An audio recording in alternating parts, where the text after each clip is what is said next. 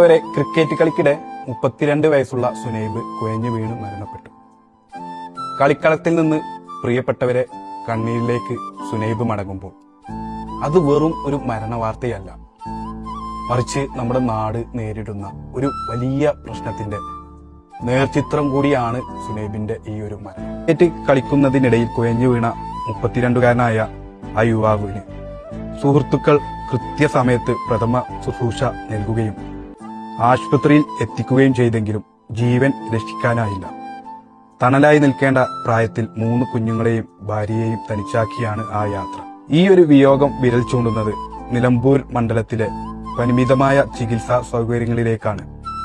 ഹൃദയ സംബന്ധമായ അടിയന്തര ഘട്ടങ്ങളിൽ കാർഡിയോളജി വിദഗ്ധ ചികിത്സ നൽകാൻ കെൽപ്പുള്ള ഒരു സർക്കാർ സംവിധാനമോ ഹോസ്പിറ്റലോ നമ്മുടെ മണ്ഡലത്തിൽ ഇല്ല എന്നത് എത്രത്തോളം ഭയാനകമാണെന്ന് സുനൈബിന്റെ മരണം നമ്മെ ഓർമ്മിപ്പിക്കുന്നു. നമുക്കറിയാം, നമ്മുടെ പ്രിയപ്പെട്ട വി പ്രകാശേട്ടനെയും അതുപോലെ ആരിഫ് കുഞ്ഞുട്ടിയെ പോലെയുള്ള ഒട്ടനവധി പ്രിയപ്പെട്ടവരെ നമുക്ക് നഷ്ടപ്പെട്ടതും ഇതേ ചികിത്സാ സൗകര്യങ്ങളുടെ അഭാവം മൂലമാണെന്നുള്ളത്. ഇനി എത്ര ജീവൻ പൊലിഞ്ഞാലാണ് അധികാരികൾ കണ്ണു തുറക്കുക, അല്ലെ?